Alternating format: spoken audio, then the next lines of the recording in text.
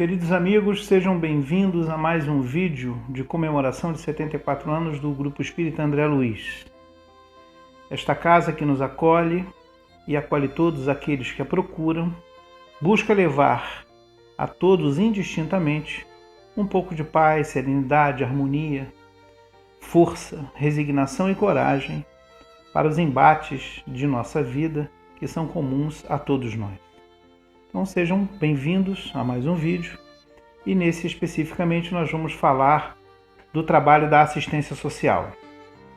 É um trabalho grande de nossa casa, ele tem aproximadamente hoje em torno de 70 colaboradores, divididos em diversas áreas de trabalho e atuação.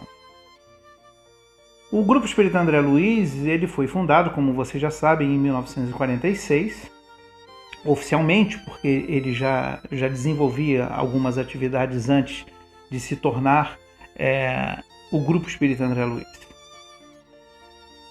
E na criação do grupo foi montado um estatuto para que ele se tornasse uma pessoa jurídica e depois um regulamento interno que norteia as atividades de nossa casa. Então eu quero ler para vocês o primeiro e o segundo artigos do estatuto, só para dar uma ideia do escopo de nossas atividades.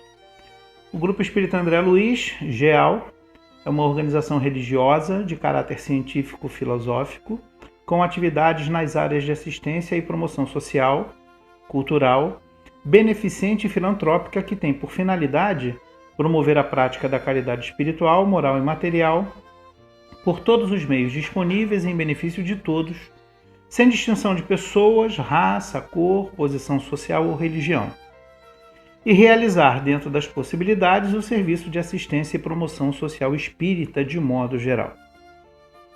Como vimos pelo texto, diz que o objetivo da casa é promover a prática da caridade, dividida em 3 áreas: a caridade espiritual, moral e material. A nossa atividade, a atividade da assistência social, ela tem por foco principal a caridade material. Nós não nos restringimos a isso, mas esse é o foco principal de nossas atividades. E essa atividade consiste basicamente em distribuição de gêneros alimentícios e roupas para as pessoas que nos buscam com necessidades materiais. O nosso objetivo principal são as pessoas que estão em situação de vulnerabilidade e elas, quando nos procuram, nós buscamos, dentro evidentemente das nossas possibilidades, auxiliá-las a todas, dando a elas materialmente aquilo de que necessitam para poderem superar as suas dificuldades momentâneas. As nossas atividades elas estão divididas em várias áreas, como eu já disse. Uma delas, talvez a mais conhecida de todas, seja a campanha do quilo. A campanha do quilo ela tem o objetivo de fazer a coleta de gêneros alimentícios. As pessoas que frequentam nossa casa, elas podem trazer alimentos não perecíveis. Esses alimentos são recebidos, depois eles são catalogados, eles são armazenados e na data propícia as famílias vêm e recebem esses alimentos. Nem sempre é possível coletar através de doação tudo aquilo que precisamos para fazer a entrega das cestas básicas. Mas quando isso acontece, nós então compramos os gêneros alimentícios que faltam para distribuir as cestas básicas. Então, esse é o nosso trabalho mais conhecido, o trabalho da campanha do quilo. Existem outros trabalhos. Existe, por exemplo, o trabalho da costura e da obra do berço, que são 2 atividades paralelas, mas que têm por objetivo a confecção de peças de roupas. A costura, ela trabalha com adolescentes e adultos, preparando roupas para ambos os sexos das diversas idades.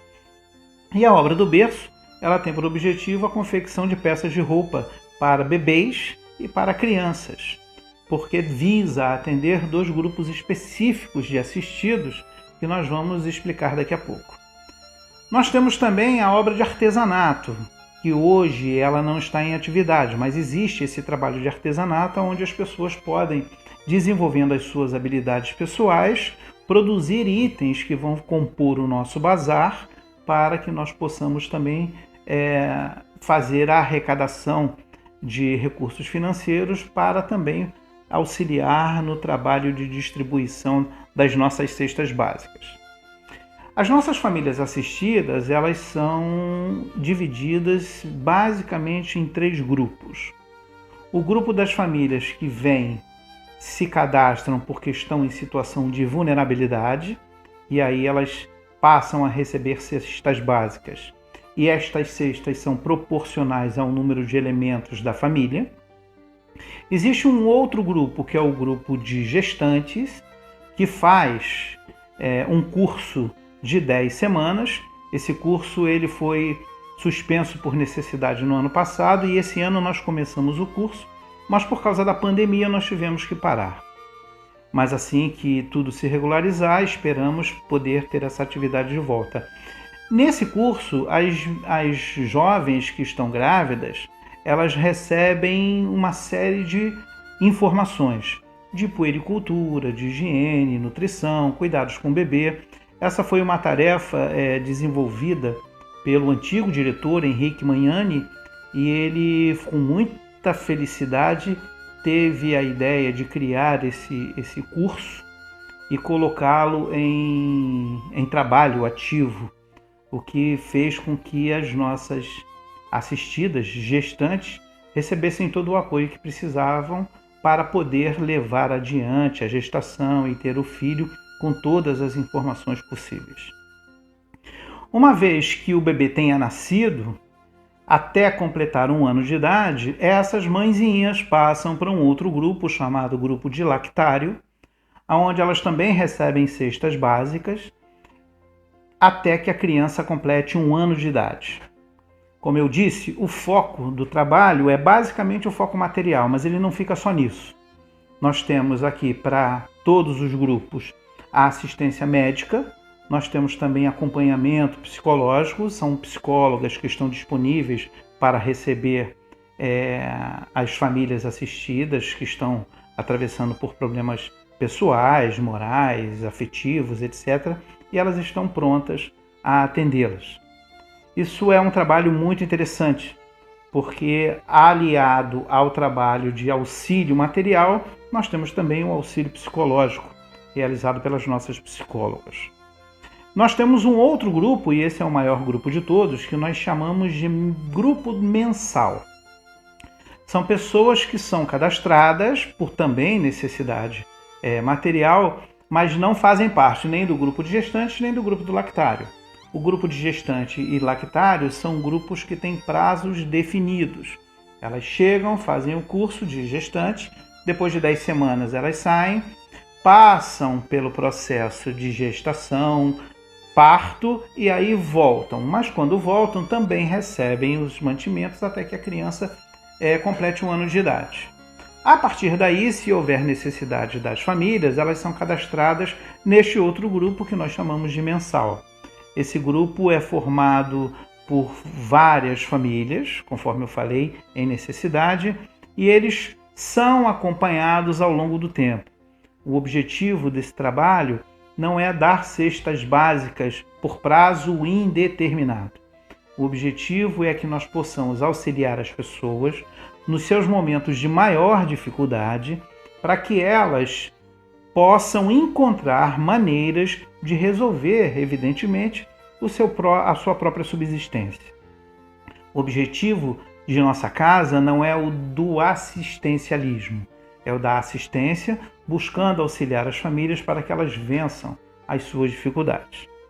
Então, essa é basicamente a estrutura do nosso trabalho. Se eu fosse falar de cada grupo especificamente, esse vídeo ia levar bastante tempo, porque as atividades que a costura faz, que a obra do berço faz, que a campanha do quilo faz, as nossas atividades de distribuição, como elas são recebidas, o que acontece durante o período. Por exemplo, as famílias assistidas não chegam simplesmente na nossa casa, pegam a bolsa e se vão. Elas sobem, elas vão até o salão para ouvir normalmente uma palestra. Essa palestra ela pode ter cunho médico, pode ter cunho social, pode ter cunho pedagógico, pode ter cunho religioso, onde nós abordamos diversos temas com o objetivo de que as pessoas se fortaleçam, não só materialmente com os alimentos que levam, mas também com a palavra do Evangelho, com um apoio psicológico, com orientação nutricional e etc, etc, etc. Então elas recebem, quando chegam, um lanche, sobem, assistem às palestras, descem, e quando descem elas recebem roupas e elas recebem os mantimentos. As roupas, assim como a campanha do quilo, também nós temos um grupo de frequentadores que traz roupas até nós. Essas roupas elas passam por uma triagem, que é um grupo grande de trabalho de aproximadamente 20 a 25 pessoas. Nós abrimos essas sacolas de bolsas, separamos as roupas, as que estão em condições, porque nem todas estão em condições de uso.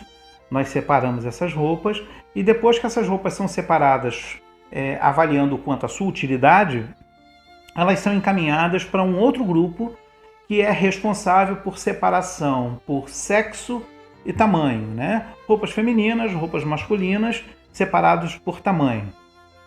Essas roupas são armazenadas e quando é no dia da entrega das cestas básicas, nós fazemos um rodízio de famílias que recebem as bolsas, porque nós não temos condições de atender a todas as famílias todos os meses. Então nós fazemos um rodízio, cada grupo recebe num mês, e elas então, de acordo com a sua ficha cadastral, onde elas registram o número de membros da família, o sexo e o manequim, nós separamos as roupas e entregamos a esses grupos que elas levam também. Então essa é mais ou menos a dinâmica da assistência social. O trabalho em si é esse. Tem também o trabalho da ronda, mas para esse já teve um vídeo específico. E tem outras atividades, né? Nós temos a confraternização de Natal, que é uma grande festa que nós fazemos no fim do ano com o objetivo de integrar todas as famílias e todos os trabalhadores da assistência social. Porque há um detalhe bem curioso desse trabalho. A maioria das pessoas que trabalham na assistência social, elas são, entre aspas, desconhecidas.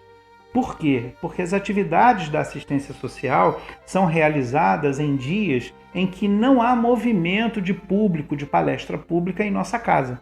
Algumas sim, mas a maioria não. Por exemplo, o grupo da triagem trabalha nas quartas-feiras de manhã. E nas quartas-feiras de manhã nós não temos atividades públicas. Então, vamos dizer assim, é um grupo de trabalhadores invisíveis, que a gente não percebe, mas de um trabalho de extrema significância. Como todos os outros, como a costura, como a obra do berço, né, como a campanha do quilo, como a ronda, todas têm o seu valor. E essa é a base da estrutura das nossas atividades. Aqui na nossa casa, hoje, nós não nos sentimos orgulhosos, nós não nos sentimos vaidosos e nem felizes por realizar o trabalho de assistência social. Nós nos sentimos agradecidos, porque o trabalho não é nosso. O trabalho é da espiritualidade superior. O trabalho, em última instância, é do Senhor. É Ele quem permite que esse trabalho ocorra. Então nós não temos nenhuma vaidade e nenhuma pretensão de sermos reconhecidos pelo trabalho que fazemos, porque somos, na verdade, apenas intermediários.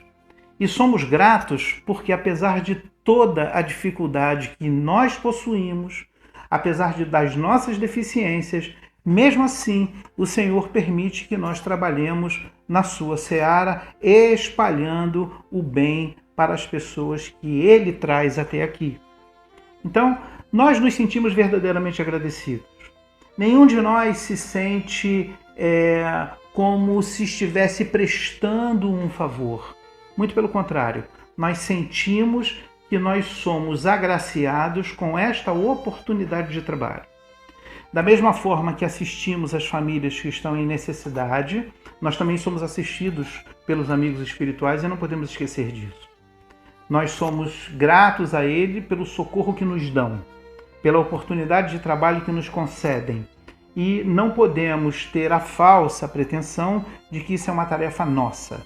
Não, muito pelo contrário. Isso é uma tarefa deles, para os quais eles nos convidaram. E nós aqui estamos temporariamente. Tendo em vista que esse trabalho tem 74 anos, diversas pessoas já passaram pela atividade, algumas desencarnaram, outras simplesmente tiveram outros destinos, mas a tarefa continua. O que prova que essa tarefa não está baseada em pessoas, ela está baseada em um ideal. E é nisso que nós acreditamos. É essa filosofia de trabalho. Os nossos trabalhadores, de maneira geral, têm a certeza absoluta de que são verdadeiramente gratos pela oportunidade que receberam. Nós precisamos de apoio, nós precisamos dos companheiros que vêm até nós. O nosso trabalho é voluntário. Nós estamos sempre renovando o nosso quadro. Nós estamos sempre recebendo de braços abertos aqueles que querem colaborar conosco. E esse é o objetivo maior do nosso trabalho. Nós podermos auxiliar aos outros sem a pretensão de querermos ser os responsáveis pelas tarefas. Não é esse o objetivo maior. O objetivo maior que nós temos é o de servir. Esse é o objetivo maior.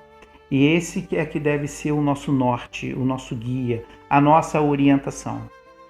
É como diz o Livro dos Espíritos na questão 897, quando Kardec pergunta se há algum problema na pessoa, mesmo não esperando benefícios materiais, fazer o bem, esperando que no futuro, na sua vida futura, ela tenha uma melhor vida, um melhor recurso. Ao que os espíritos respondem a Kardec dizendo que o bem deve ser feito desinteressadamente. No desenvolvimento das perguntas, que tem ainda questões A e B, o Kardec então pergunta, nós vamos ler para vocês, a questão que diz assim: entretanto, cada um tem o desejo natural de progredir, para sair do estado aflitivo desta vida. Os próprios espíritos nos ensinam a praticar o bem com esse objetivo. Será então um mal ao pensar que fazendo o bem podemos esperar mais do que na terra? Ele certamente que não, mas aquele que faz o bem sem segundas intenções e pelo único prazer de ser agradável a Deus e ao próximo, está num certo grau de adiantamento que lhe permitirá atingir muito mais cedo a felicidade do que seu irmão, que por mais positivo faz o bem calculadamente. Então nós temos esse ideal. O nosso objetivo é servir. E para deixar, vamos dizer assim, uma mensagem final de trabalho, porque eu poderia falar da assistência social durante bastante tempo, nós vamos pegar duas citações que são feitas, uma no livro E a Vida Continua, do André Luiz, e outro num outro filme, eu não sei se vocês tiveram a oportunidade de ver, chamado O Poder Além da Vida. É baseado em fatos reais. No livro E a Vida Continua, no capítulo 13, a Evelina e o Ernesto estão saindo da sua estância de recuperação e começando a participar de algumas atividades. Eles então questionam ao irmão Cláudio do porquê da existência de regiões de sofrimento. E está no capítulo 13, depois vocês leiam, por favor. Mas o que nós queremos destacar é que o irmão Cláudio diz a seguinte frase: todos nós receberemos da vida pelo que fizermos, o que fizermos, pelo que fizermos, quanto fizermos e como fizermos. Então não é o trabalho em si. O trabalho em si é o que nós estamos fazendo.